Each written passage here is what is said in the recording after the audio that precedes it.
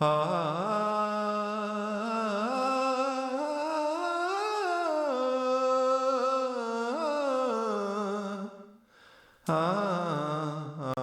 to you, my friends. Let's give our little friend the Hershey bear a heck yeah. Yeah!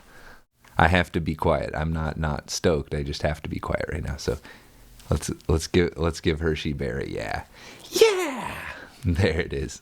It's going to be a lot of things at once. This is exploratory today. We're getting exploratory. So just to provide a little background on this topic, the integral theory is at this point in time composed of 5 modules. So it's like if you want to understand the nature of reality, start with these 5 things. They are what I call aquila latis, all quadrants, all levels, all lines, all types, all states. So those 5 things. So what are levels, lines, quadrants, types, and states? This is what we talk about. And in particular, integral theory really pushes and promotes levels and quadrants, aqual, quadrants and levels. But it also says, types and states and lines are part of the theory. They're an important part of reality. It's just that these other 2 are so neglected, so they're getting the spotlight. Levels and quadrants. Okay. Today is all about types. So types are things that you don't expect to transform predictably as a person matures, as a person gains complexity, knowledge, wisdom, just general experience. These should be things that are universal about a person. So if we were to describe, one of the most classical distinctions is between the extroverted person and the introverted person. This is a pretty easy way to say, son, there's 2 types of people in this world. We're looking for the best answer to that, and we're hoping to find ones that either never change, stay constant about the self, or ones that behave in a predictable pattern that doesn't just go all over the place, because then the types are a little more like, well, who cares then? Should I strive to be a different type? In that case, then there's a directionality to it, and everybody will tend towards certain types. The holistic type should be our striving if we've understood this properly. But it's all through a process of understanding the nature of the self and our own biases and prejudices in terms of how we approach reality. Again, we're talking about types, but the argument I'm making here is that quadrants have a lot to do with types. So we're going to quickly talk about the quadrants because they're going to come right back up. Basically, if you divide reality in half, there's everything in here, consciousness, awareness, and there's everything out there, everything else, the universe, objective reality, subject, object. Okay, we've cut reality in half between the interior and exterior. Now also, everything that I'm aware of is an individual consciousness. It's me. It's atoms, knowledge, and thoughts, and awareness, and all that. But the universe has all the consciousness. It contains all the awareness of all the creatures. So that's our lower left, is our sense of a cultural identity, our ability to communicate with each other and to feel and understand one another as a collective of consciousness. The lower right quadrant is the exterior collective. So it's the structural nature of reality. It's the systemic mechanics of reality. It's the group dynamics of reality. So what we're really saying here with the quadrants is you can take this moment or any occasion or anything whatsoever, and it has, from our perspective, these 4 quadrants, these 4 ways of looking at it, perspectives. Interior individual, my consciousness, my awareness. Exterior individual, the things I'm aware of. Lower left, collective interior, what we are all together aware of, or you and I, or me and the people in a certain group, our cultural reality, totally unique to every group that you're in. And then finally, lower right, exterior collective, the everything, the all. And the point I'm going to make is that this is equivalent in many ways to classical alchemical elements theories, largely equivalent with the Jungian cognitive functions, which is the 4 things your mind does. And as we gain facility between all these different systems, it becomes so much easier to read medieval alchemy or Taoism. And you just see we're all talking about the same thing here in very different terms. But when you start to see these kind of core connective tissues, they're very universal because we're simply dividing reality into 4 pieces. And the more you see that, the more capable you become of synthesis by integrating your inferior function, or gaining facility in your weaker type manifestations or your weaker quadrant awarenesses showing up in the quadrants. So that's why on my Aquilolatus diagram, types is nothing more than the 4 symbols of the tarot, the sword, wand, cup, pentacles. Because it doesn't matter which language you use. When you take these systems, you could use hearts, spades, diamonds, and clubs if you want. They're the same thing. They're the same thing. It's the same alchemy, dividing the self into 4, dividing reality into 4. In looking at type systems, everything, every way we diagnose and understand people is typing, is type systems. Do you fit these criteria to be this type, or do you appear to be this type? I'm saying that this is a really legit way of doing it that has transformative potential and really helps you to understand, to really orient yourself to reality. And also just addressing that this is a really, really limited way of viewing human nature and reality and the self, to disregard quadrants and levels and just try and go to the beach and just pick up random things and try to put them into groups instead of really trying to understand, like, why are these things laying where they are? Are there categories of these things? How should these be organized? If a certain amount of characteristics are relevant, that's a type now. That's ADHD or something like that. Or it's INFP. So this is sort of the unthink me version of types and kind of how I think about types. It might be a little bit different than what Integral presents or what you're used to. So, and it might not. It's not that out there. We are going to look at Carl Jung's 4 cognitive functions. I call it the 4 things your brain does that can each be introverted or extroverted. This is sort of the basis of the Myers-Briggs. The 4 things your mind can be doing. So like in this moment, which of these 4 things am I doing? It's a very interesting type system. And I'm going to point out some dynamics of that you might not be aware of.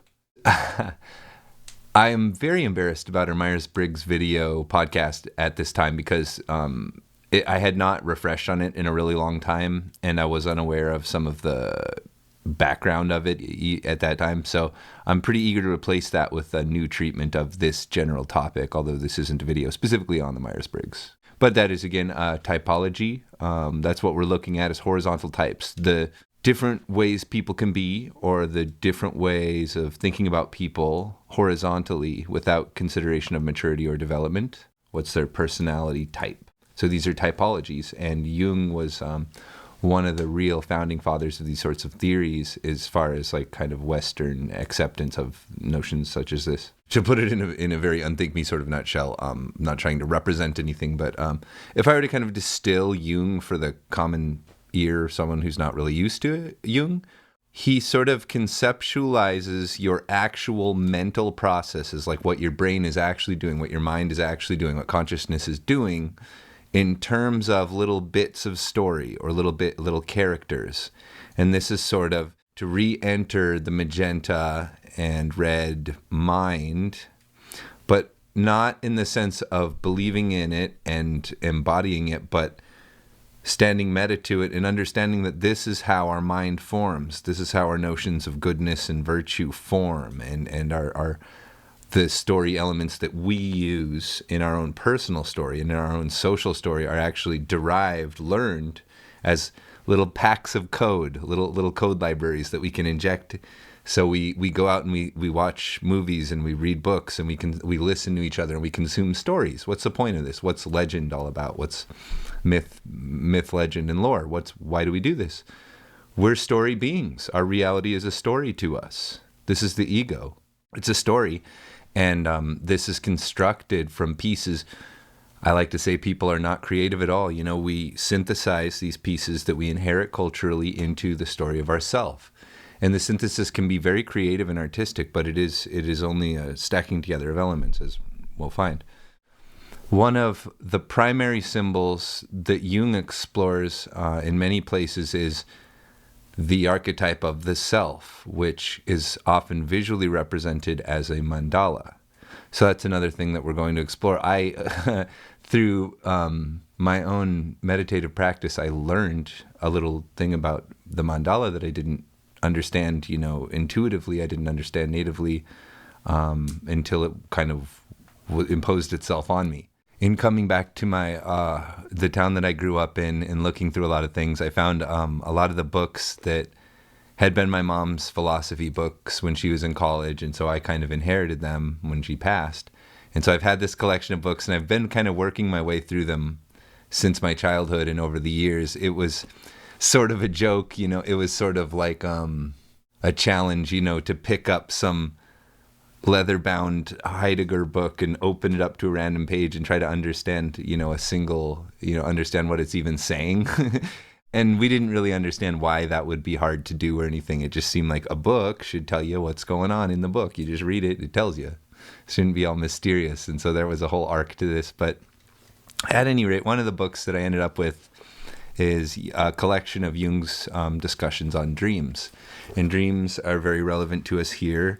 This is a very indigo violet kind of level or approach. You might say anywhere from teal, turquoise, indigo, violet approach to the dream work. It's understanding it on all the levels, and it's integrating the truths that are found into a greater synthesis of the self.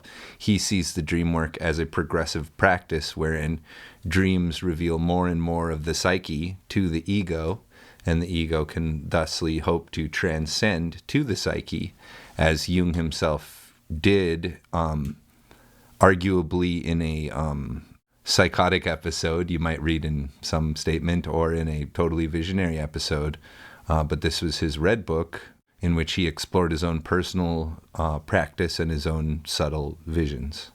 What we really start to see as second tier begins unpacking ideas, reappraising ideas that it had abandoned, or perhaps just ideas that have not yet kind of entered into some sort of organization. This is sort of what Teal does, is figure out what's the meta to all of this. How do these ideas all fit together?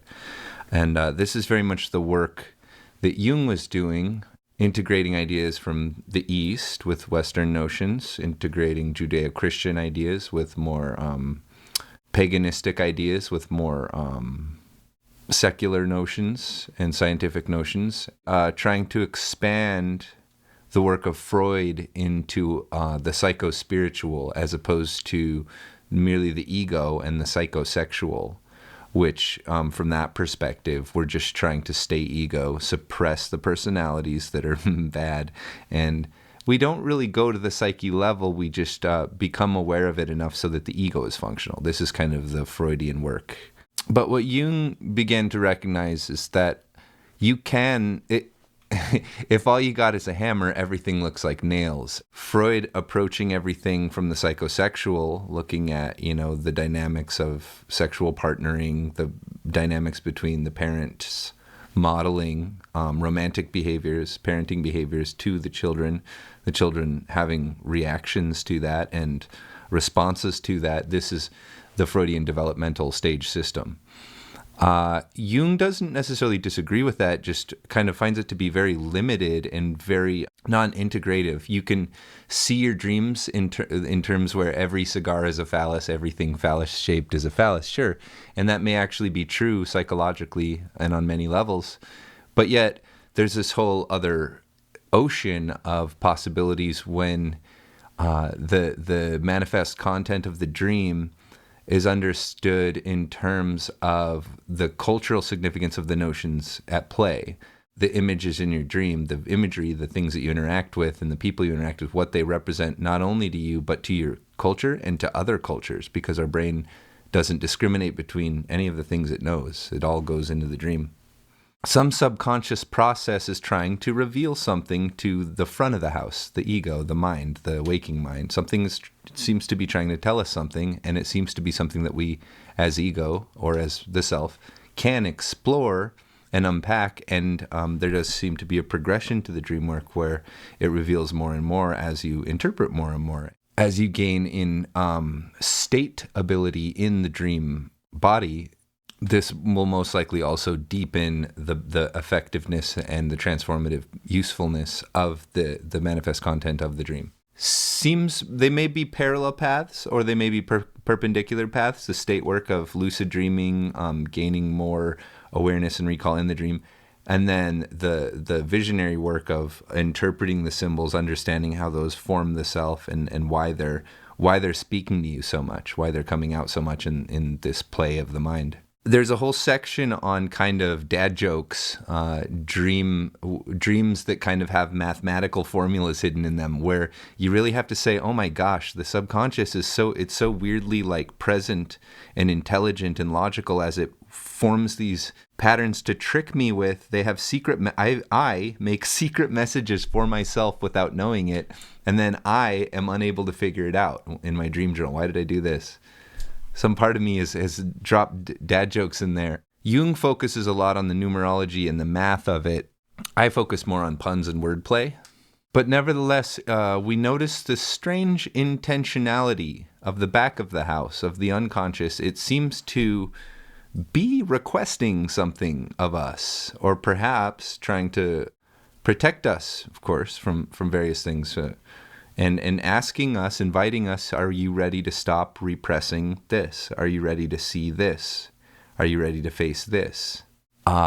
Maybe, just as one of many ways to interpret this relationship where our mind is trying to reveal things to us through symbolic imagery, using the magenta magical lore mind, that thing which free associates anything that has to you a connection, some sort of nodal connection that becomes real in this realm, where any connection is a connection.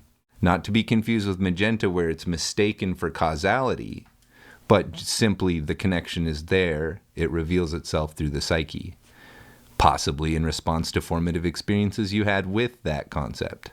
So the main notions here are going to be Taoism, mandalas, and the quadrants, and how they relate to the elements in various systems of alchemy, which is sort of the science of the medieval period, pre-differentiated. It hasn't yet made up a difference between physical reality, chemical reality, spiritual reality, political reality, philosophical morality. These are not, they're all one thing. It's all fused at this point.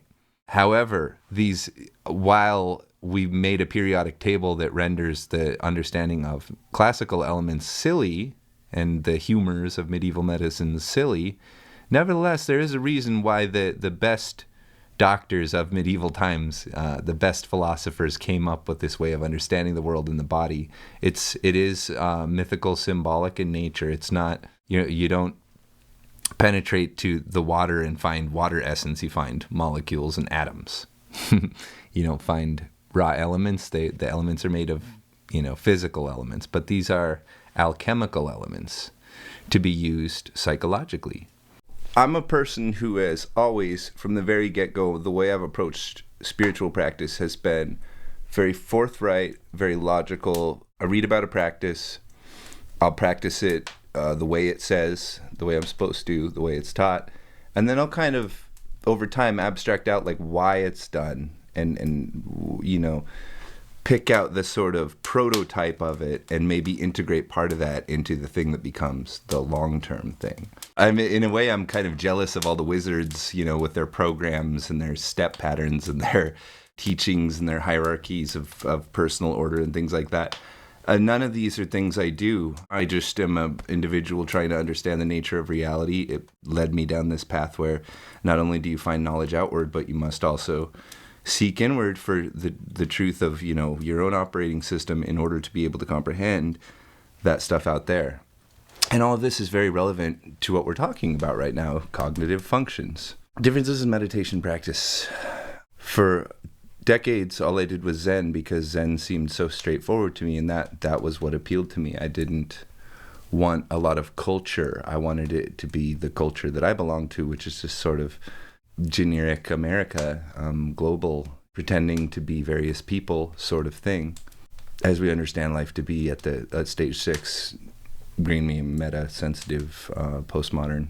So, nevertheless, I tend to structure meditation time. I tend to plan on it, or I do it for short periods here and there between yoga exercises or in between sleep and things like that. But in general, if I sit, it's a timed sit and it's intended for a certain length of time, like a scheduled thing. So one particular day, though, I was just kind of sitting in my chair and I was thinking about the the cognitive functions, the Jungian cognitive functions. And I was thinking about the medieval alchemical elements. And I was just learning about this stuff.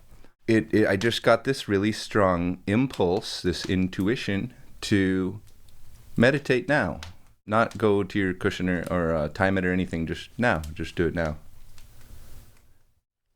Typically, when I meditate, I don't create visions. I don't deliberately try and...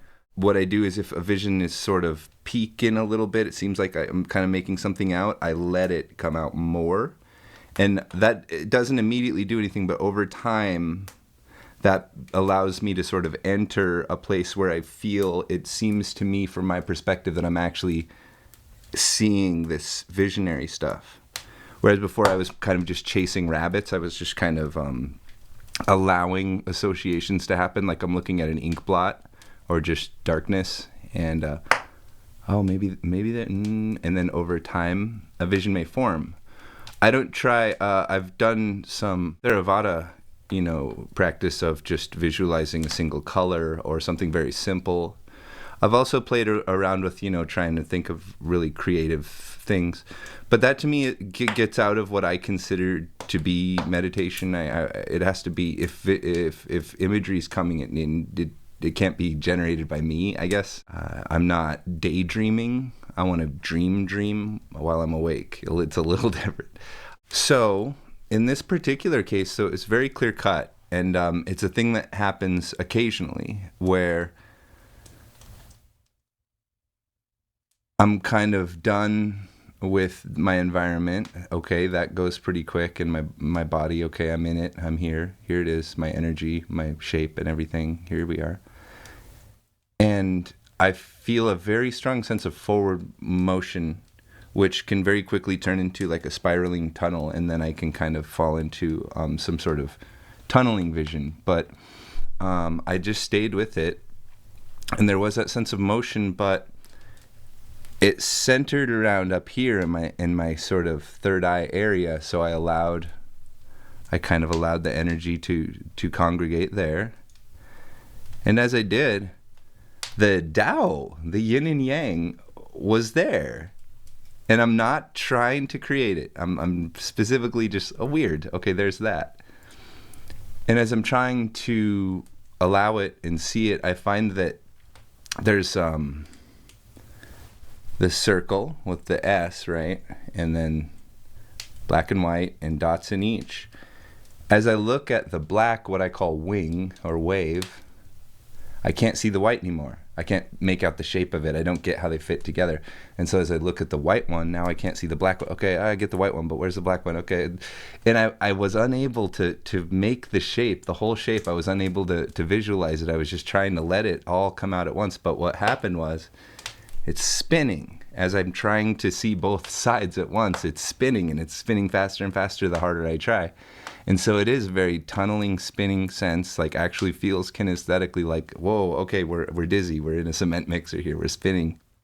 And I believe that this is a natural thing that happens, and this is where that symbol comes from. It may be, or I just, it was fresh on my memory and I thought of it. As it was sort of the image in nothing, and it came kind of more intimately into myself. And this is when I realized for the first time that the Tao, the yin and yang, is a mandala. It's an image of the self, and it's actually it's like it's one of the ways to depict, as is a cross or a swastika or any of the obviously the Buddhist mandalas, the kind of, they look like temples, just square four-way temples. In every case, there's a sense of the four. So the mandala is the self. It's one thing, one circle, but it does have this duality, this black and white, and there's this quaternity to it as well. There's four here, because it's not just the black wave and the white wave, but it is also the two dots. And as the Tao sat on me and we were spinning, the two dots were, of course, my eyes. So I call them the eyes of the Tao. The white eye, the black eye. The black eye lives inside the white wing or wave, and the white eye lives inside the black wing or wave. So I haven't studied Taoism a lot, and it's just sort of, this stuff is, like I say, it's just kind of forthright. It's like you kind of, why is that symbol so popular? Okay, it has something to do with like duality, and you kind of, process that a little bit. But I didn't, if this is the standard teaching on this, I don't know. But this was a thing that popped out to me about this as a symbol of the self. So of course, in forming the self, one of the very first distinctions we make is between that which is in here, me, looking out through my eyes, thinking my thoughts, and that which is outside of me, everything that's happening, that I sense, that I know of. That's the black and the white, right? I'm white, I'm the active, I'm the thing that happens. Black is the unknown, the unconscious, that which I strive to know, that's which I strive to reach out and see. Now, that might be strange to this form of yin and yang dualistic thinking. This is at a very basic level. This is not where it's really a gender, sexuality, nothing like that yet. This is talking about the fundamental dualistic split of the self between self and environment, or self and anything else. The invention of the self. So, of course, the Tao is dualistic. It's a two thing, in here and out there, yang and yin. Okay, but what about the eyes? Well, as I sit here, my eyes are the thing which is in here. So in fact, now that you're thinking of it in terms of quaternity, the dots are the part of me which is conscious, the part of me which is unconscious. Me, what I'm here, me, my consciousness here, my immediate environment. And now, from the perspective of me, the self, these dots, my eyes, the waves, the white and the black waves now, are the collective, everyone's mind, everyone's consciousness, everyone's energy, and everything else that exists in the universe. So this is the quaternity here. And of course, we're talking about the quadrants. As I'm thinking about these alchemical concepts, as I'm thinking about, I'm going to just spill the beans now. This started with trying to figure out the damn Harry Potter houses. I was trying to figure out, there's a Slytherin, Gryffindor, Ravenclaw, Hufflepuff. What does it actually mean? Is that an actual way to tell people apart in real life? Do I actually fit in? Philosophically, does it make any sense? It's a four thing, so I'm curious. And so now, if any of you are kind of more conventional spiritualists or New Age spiritualists, and you're aware of some of these like Eastern spiritual notions that are occurring kind of more at the ground level, kind of the more magical aspects of it, those of you who are into like Wicca and paganism, this is all probably really standard fare. But totally new to me, and the point is, it's kind of revealing itself. Like I don't have to actually like study it. It's just kind of, this is intrinsic to reality. You find all over the world, they seem to break down reality in this elemental way into systems of 4 or 5 or 6 or what have you. And whenever 4s happen, as in the seasons, as in morning, middle of the day, nighttime, midnight, etc. All these north, south, east, west, all these different 4 things, we're now considering the self as a 4 system. It's a thing that was split in 2, and then each of those 2s have 2. So it's just one way of seeing reality, but it's the way that we tend to. What I started to notice, if the white I in the Tao is my consciousness, this is Jung's intuiting function or intuition. Intuition is simply me coming up with stuff, me coughing stuff up, me finding stuff. It's creative. Elementally, it's fire. It's that which is the light, burns things up and consumes them and keeps going. It's high energy exchange. This is the self in relation to everything. This is the upper left quadrant. Fire, intuition of the 4 cognitive functions. So we're talking about the N in Myers-Briggs, because I is introversion. So then, of course, on this micro scale of the me, the self system, my other I is everything I perceive, everything I know, everything I'm aware of. So that's the actual me system, is but these 2 I's in the great circle of reality, and they're all in relation with one another. So the wide eye sees the white personal environment and may then cogitate on everything going on here. So now we're talking about the earth element, the black eye of the Tao. We're talking about Jung's sensing function. So when I sense, I'm looking at my environment, I'm thinking about events, I'm planning, I'm strategizing for me, for my self system.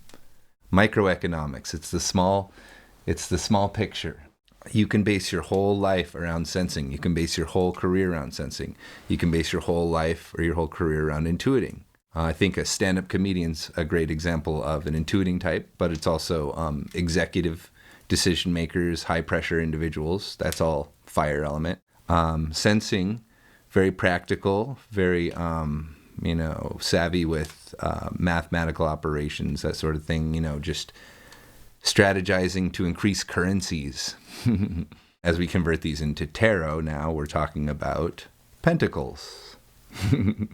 Pentacles, currencies, the material things of the you system that you own, that you possess, the changing flux of that. So now we've talked about the two eyes, the self, the miniature self. But of course, the self also includes all that which the self is aware of or that is available culturally.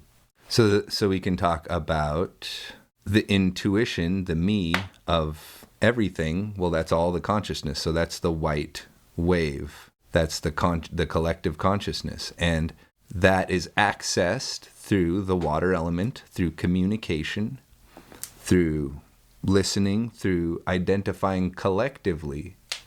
So we're in the lower left quadrant. This is cups in tarot. And finally, the black wave or the black wing of the Tao is the lower right quadrant, relates to the Jungian cognitive function of thinking. So here we're thinking inductively, and we're trying to figure out the great governing principle. So this is very level 7 integral thinking would be very lower right, very thinking in terms of cognitive functions.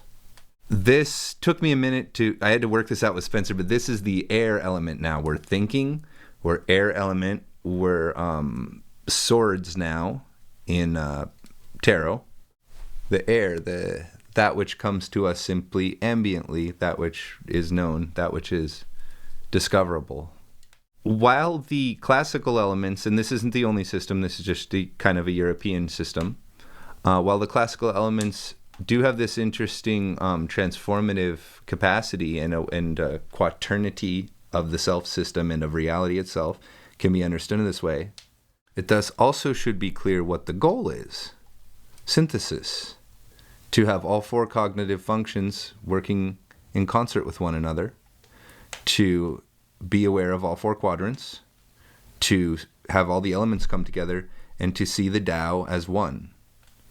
So it just keeps coming up. All these systems, all these it all comes from the mandala. It all comes from the mind, the way it divides the self in half and divides reality in half. And now you have the quadrants. And so this is why Ken Wilber makes up this quadrants thing. So to get to really the meat of what I'm actually saying here, types are basically the same thing as quadrants in this way of looking at it. So this is one way of doing types, is they actually are the quadrants. It's like whichever one you lean towards, whichever cognitive function is your primary function, dominant function, and you have secondary function, and you have tertiary, and then you have an inferior function.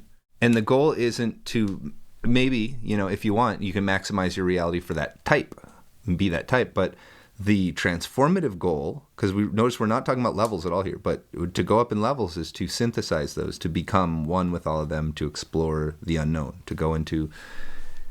Now, what are we talking about exactly? We're talking about cognitive functions. We're talking about what the brain, what the mind does right now. So I had this really annoying 2 weeks where I was trying to break down absolutely everything that I was doing, that everyone around me was doing. Are you introverted thinking? Are you extroverted feeling? Are you introverted? Is this judging behavior or perceiving behavior? And just looking at, not in terms of people's character type or their personality, but just in terms of what I'm doing with my brain right now. And sure enough, I don't care for sensing. I feel a little anxious about accounting for all my little things. Now, feeling, I'm okay with it, but I mostly want to introvert that. I feel a lot, but I introvert it a lot. Intuiting, I do intuit quite a lot, and I learned to extrovert it, but it's naturally a very introverted thing. I like to write songs for nobody and record them and listen to them myself. Very intuitive sort of thing. But it would seem, just as my Myers-Briggs will reveal, I really enjoy extroverted thinking. So what I extrovert is, and what I enjoy extroverting, where I feel comfortable, is sharing the meta connections of everything, sharing the way that things are interrelated and the way that things are systemic. And I feel a great deal of facility in that. And I feel, compared to other people, I'm very comfortable in that. The abstract, the universal. And this is a large part of why I'm so predisposed to integral theory and the spiritual practices coming from that intuiting, that fire function. And that those two seem to kind of form who I am. And sure enough, that is what my Myers-Briggs type is. But more importantly than the type, I encourage you to just look at, as you're working, as you're thinking, as you're strolling along, as you're relating to people, ask yourself and ask them and ask of the situation. Am I thinking, feeling, sensing, judging? Am I introverting? Which of those things? What am I extroverting? What am I comfortable with? What is easy for me? What's difficult for me? What do I hate doing? Extroverting this or introverting this? You see, it's the same way you would use the Tao or the classical elements and the quadrants if you're using it as a type system. But this, when you get your type, you should really understand, that it's telling you what the thing you're best at and the thing you're worst at and the things that you're kind of good at, and it's inviting you, keep putting your best foot forward. But it's also saying, your shadow, we've identified it. It's your inferior cognitive function. That's where your shadow content will arise from. I don't care for sensing. So, that's my shadow. I don't like revealing how little awareness I have of my situation because it causes me anxiety. So this was just a quiet, brief, chill video for me to introduce this sort of concept of fusing all these esoteric concepts into this perennial wisdom or this grand theory, where it's not as important, in my opinion, it's not as important to master all the specifics and understanding all the nuts and bolts, but simply to get, what these approaches are trying to do and allow reality to instruct you using this interface. So you could do that 500 years ago or 1,000 years ago. You can still do it today. And it's still effective today for the same purposes.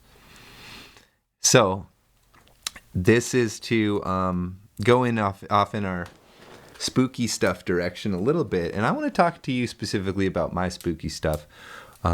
We still have a couple topics to jump into. We've only kind of touched the tip of the iceberg here. But again, just as with spiritual practice, which I see to be like the sort of high level work, magic and mysticism and lore and legend are personal to you. You have your own lore and legend, myth, whether you know it or not. You have things that you use as those currencies. Well, now my approach is, as I said, very rational and forthright. So when I start doing magic, it's with the understanding that this is magical lore, this is imaginary. And when I do legend, it's to understand I'm hyping up, I'm exaggerating. And when I do myth, I understand that it's arbitrary. It's all made up. But if it's transformative, that's the gold. That's what you're looking for. Thus, many of my magical practices might seem kind of cute or silly, and that's intentional. I'm not trying to wow you with my occult image. That's stupid to me. I apologize. But that isn't who I am, and you don't have to be Dracula to be able to do transformative magic. And I'm very anti-image, and in that, especially with regard to that. But I do practice all these things, and I want to attempt to teach you how you can do your own way of, how you can create your own way of doing this, that makes sense and appeals to your nature. But I want to model that by showing you how my sort of Pee-wee's Playhouse humanity can actually create authentic mystical transformation, because this is the nature of the self. It's whoever you are. You can be cute. You don't have to be dark and scary and brooding and depressing, and you don't have to be extremely charismatic or intelligent, or it's just a way, it's just paying attention. Paying attention so that you see that you're not paying attention more and more, that you learn, oh, here I am. So that's the direction we're going in these ones. Not with everything, but that's where we're going here. I've explained why my Aquilolatus map shows types in this very simple way, because I, like many integral theorists, think types are relevant, but they're overstated. And it's like a lot of things where there's so much bad information and just kind of things that lead you down rabbit holes, spaghetti bowls, that it becomes almost inadvisable. So I'm trying to teach like a road of caution so that you don't just get off on learning a bunch of lore and stuff without really understanding why it's transformative or how it can be used, because we can really shortcut a lot of that sort of thing. But we're going to do what integral theory always does, understand what the mechanic of a practice or a ritual is, and then apply that to the current context, the current situation,